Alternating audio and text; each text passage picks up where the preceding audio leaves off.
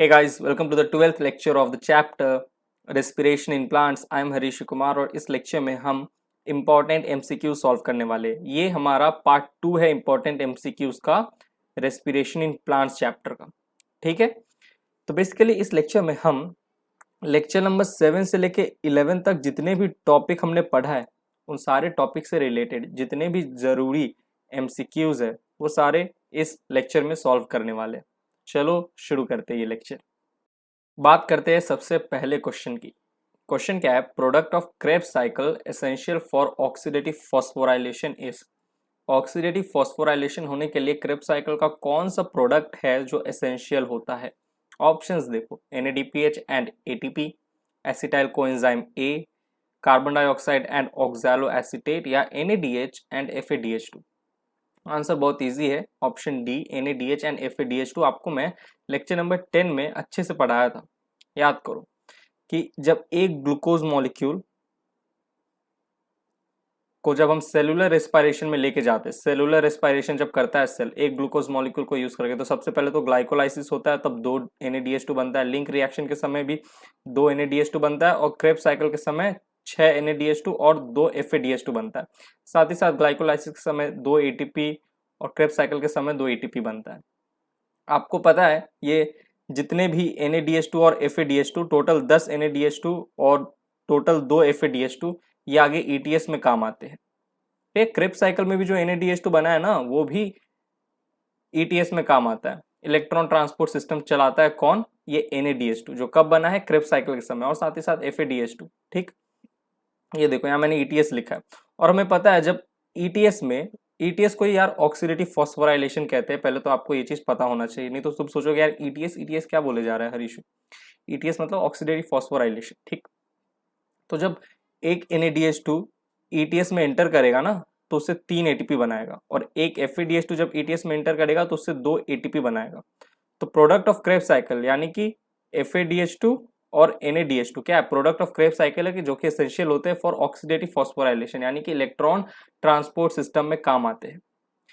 एक चीज मैं यहाँ पे आपको बोलना चाहता हूँ, जब मैं ये आपको लेक्चर 10 पढ़ा रहा था ना तो मैंने गलती से एक गलती कर दी थी। मैंने वहाँ यहाँ तो देखो जो 10 टोटल NADH2 बने और 2 FADH2 बने वो ETS में जाते हैं और इससे ATP मिलता है। ठीक है, 10 NADH2 है तो 10 इंटू 3 कर दो, राइट? 10 इंटू 3 30 ATP मिलेगा ETS के टाइम, और 2 FADH2 यानी 2 इंटू 2 4 ATP मिलता है आपको। मैंने यहाँ पे भी गलती से ETS लिख दिया था, तो आप ये चीज सही कर लेना। ATP तो एक बार बन चुका है ग्लाइकोलाइसिस और क्रेब्स साइकिल के समय।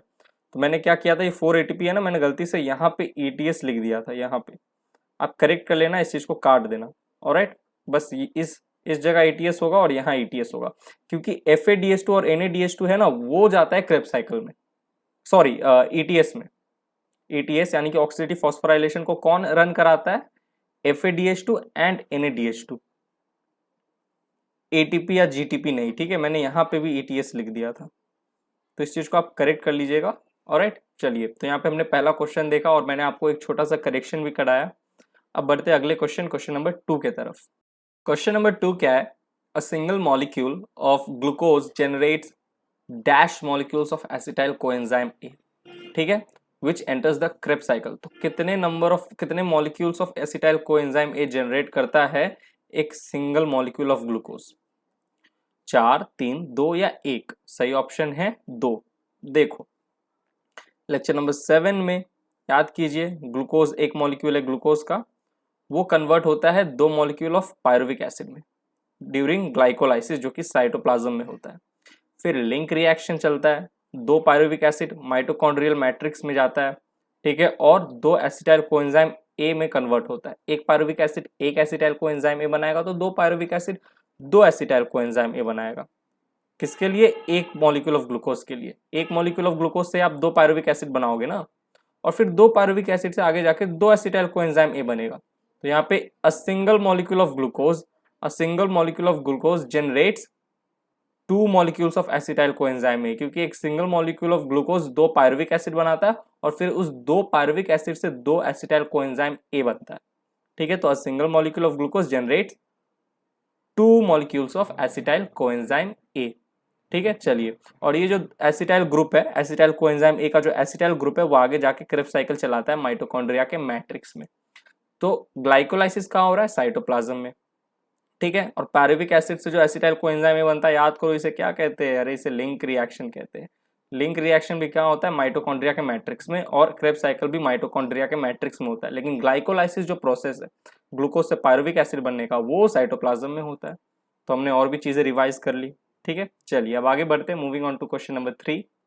क्वेश्चन नंबर 3 है acetyl coenzyme A is formed from pyruvate by dash reaction, dehydration, reduction, oxidative decarboxylation या डीफॉस्फोराइलेशन। कौन से रिएक्शन से जो एसिटाइल कोएंजाइम है वो बनता है from pyruvate?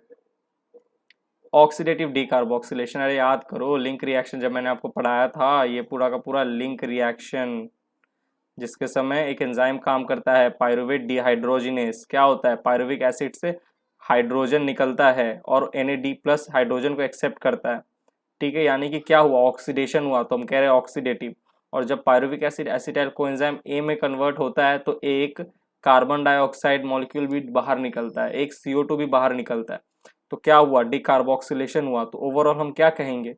Pyruvate dehydrogenase enzyme काम करेगा। डिहाइड्रोजिनेस मतलब हाइड्रोजन को निकालेगा, तो पायरुविक एसिड से हाइड्रोजन निकला तो ऑक्सीडेटिव। साथ ही साथ पायरुविक एसिड जब एसिटाइल कोएंजाइम ए में कन्वर्ट हुआ तो CO2 भी निकला, यानी कि डिकार्बोक्सिलेशन भी हुआ। CO2 निकलना को हम कहते हैं डिकार्बोक्सिलेशन।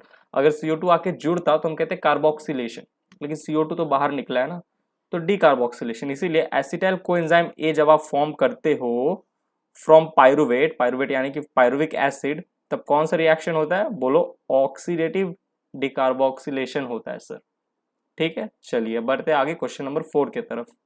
बड़ा ही छोटा सा क्वेश्चन है। ATP synthesis is powered by coenzyme motive force, CAMP, proton gradient, GTP hydrolysis. ये तो आपने बहुत आसानी से बोल दिया होगा, सही आंसर है प्रोटॉन ग्रेडियंट। याद करो जब मैंने आपको फोटोसिंथेसिस पढ़ाया था, जब हम शायद वो पढ़े थे केमियोस्मोसिस, वो नॉन साइक्लिक फोटोफॉस्फोराइलेशन के समय प्रोटॉन ग्रेडियंट डेवलप होता है। प्रोटॉन ग्रेडियंट डेवलप होता है, फिर प्रोटॉन ग्रेडियंट जब टूटता है तो F0 से प्रोटॉन निकलता है और F1 प्रोटीन एक्टिवेट होता है और उस पर ATP का सिंथेसिस हो जाता है। याद कीजिए, ये देखो यहाँ पे मैंने आपको बताया था ना, लेक्चर नंबर 11 में भी, ये हमारा माइटोकॉन्ड्रिया है। अभी हाल ही में लेक्चर नंबर 11 में ही मैंने आपको पढ़ाया था।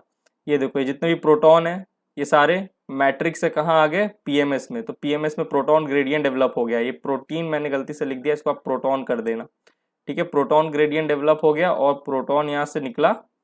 ठीक है, प्रोटॉन, फिर जब प्रोटॉन ग्रेडियंट डेवलप होगा तो ये टूटेगा भी, क्योंकि PMS में प्रोटॉन का कंसेंट्रेशन बढ़ गया है और मैट्रिक्स में घट गया है।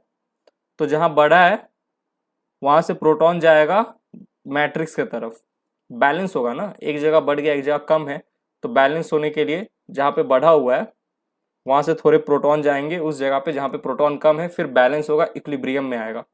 तो यहाँ प्रोटॉन ज़्यादा यहाँ कम, तो प्रोटॉन क्या करता है? मैट्रिक्स के अंदर जाता है F0 प्रोटीन से होते हुए, और F1 को भनक लगता है और यहाँ पे ATP का सिंथेसिस हो जाता है। तो कैसे हो रहा है? ATP synthesis is powered by proton gradient.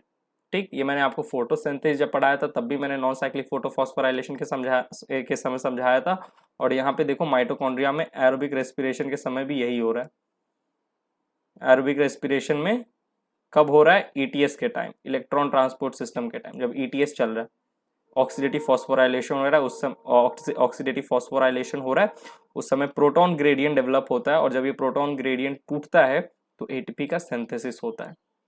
अब बढ़ते हैं आगे क्वेश्चन नंबर 5 की तरफ। चलो अब बात करते हैं क्वेश्चन नंबर 5 की, सबसे इजी क्वेश्चन अभी तक का। What is the other name of Krebs cycle?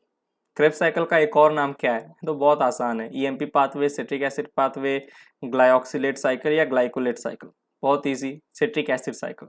याद कीजिए जब मैंने आपको लेक्चर नंबर 8 पढ़ाया था तो मैंने कहा था first product of Krebs cycle is citric acid.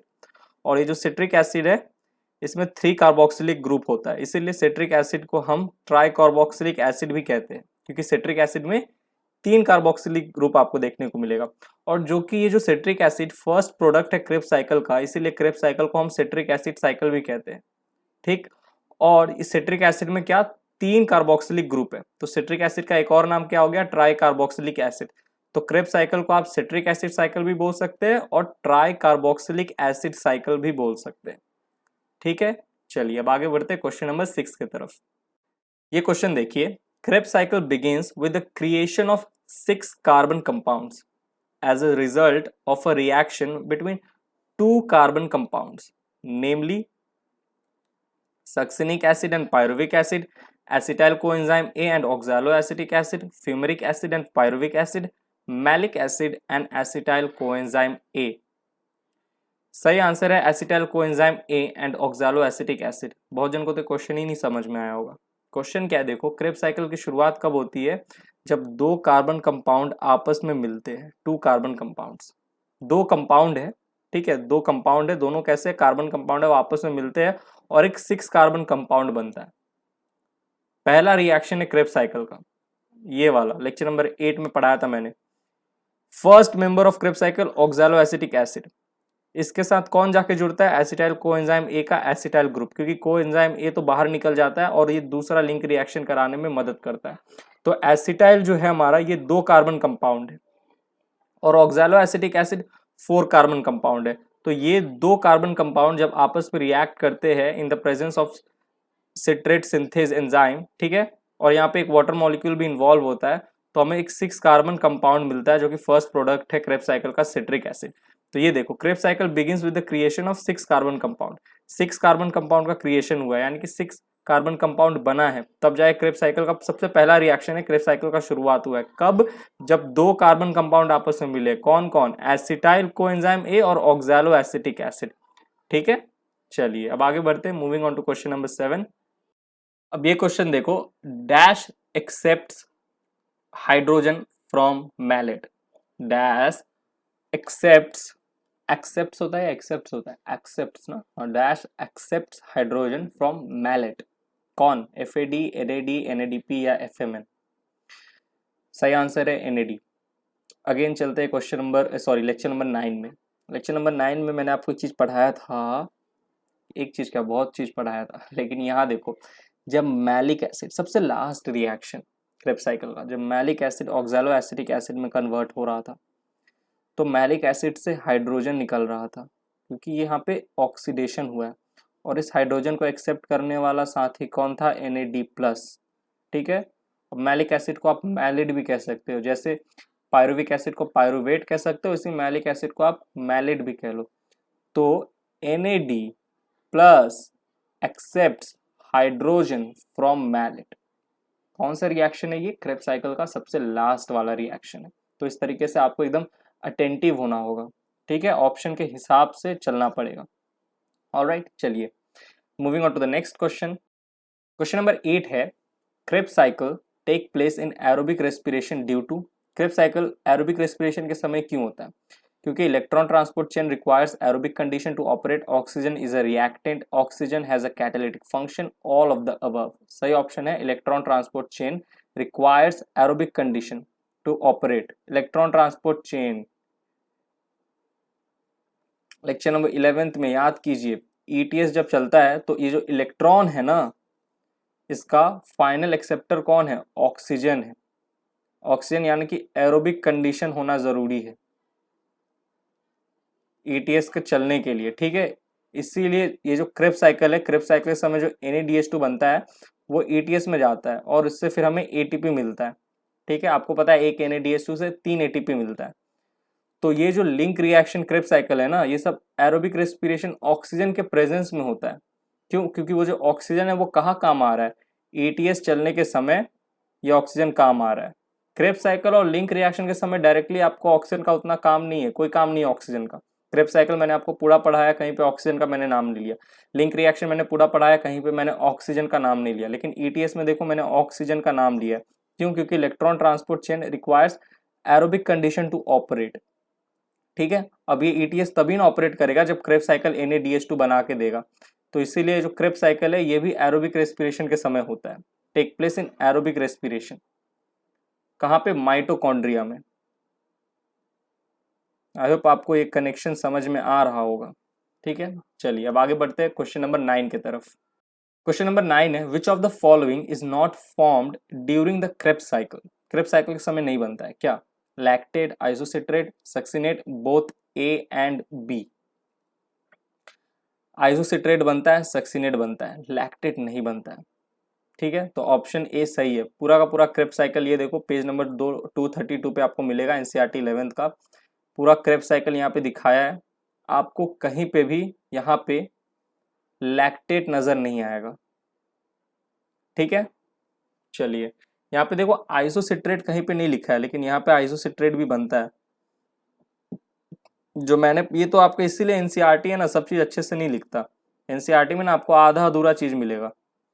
NCERT क्या है, खुद में एक माया जाल है। उस माया जाल को समझने के लिए आपको अलग से थोड़ा और पढ़ना पड़ता है। तो क्वेश्चन तो देखो, क्वेश्चन में तो ऐसा क्वेश्चन आ गया, आइसोसिट्रेट लिख दिया है, लेकिन यहाँ पे देखो एनसीईआरटी में कहीं आपको आइसोसिट्रेट दिख रहा है क्या? तो इसीलिए आपको थोड़ा एक्स्ट्रा पढ़ना होगा। अब ये चीज मैंने पढ़ाया है आपको, ठीक है, ये तो एनसीईआरटी वाला फिगर है क्रेब्स साइकिल का, लेकिन जो मैंने पढ़ाया था वहां पे आप देखोगे, वहां पे मैंने आइसोसिट्रेट मेंशन किया था। सक्सिनिक एसिड को ही सक्सिनेट कहते हैं, मैलेट को मैलिक एसिड, पायरुवेट को पायरुविक एसिड। तो सक्सिनेट क्या हो गया, सक्सिनिक एसिड। लेकिन लैक्टेट आपको कहीं नजर नहीं आएगा क्रेब्स साइकिल के समय। तो कौन है जो नॉट फॉर्म्ड होता है ड्यूरिंग क्रेब्स साइकिल? लैक्टेट है। ठीक है, चलिए आगे बढ़ते हैं क्वेश्चन नंबर 10 की तरफ, जो कि हमारा आखिरी क्वेश्चन है। क्वेश्चन नंबर 10 है, how many molecules of ATP are produced per molecule of FADH2 oxidized. अरे ये तो बड़ा आसान है, सीधा सीधी आंसर होगा 2। एक FADH2 से 2 ATP मिलता है, एक NADH2 से ETS के समय 3 ATP मिलता है, और एक FADH2 से ETS के समय 2 ATP मिलता है। ठीक है, तो how many molecules of ATP are produced per molecule of FADH2 oxidized? बोल लो 2। चलिए, तो यहाँ पे हमने 10 क्वेश्चन सॉल्व किया, जरूरी जो भी क्वेश्चंस थे। और भी क्वेश्चन है आगे, मैं और भी सॉल्व कराऊंगा। ठीक है, PYQ सब कुछ करेंगे, बट अभी के लिए तो आप इतना ही याद रखो, रिवीजन करो अच्छे से। जहाँ जहाँ जिस क्वेश्चन में आपको लग रहा है कि आप अटके हो, वापस उस टॉपिक को जाके पढ़ो। वैसे तो अटकना नहीं चाहिए, क्योंकि मैंने सारी चीज़ पढ़ाई है। तो यहाँ पे ये लेक्चर होता है समाप्त। मिलते हैं आपसे अगले लेक्चर में। Bye, thank you, take care.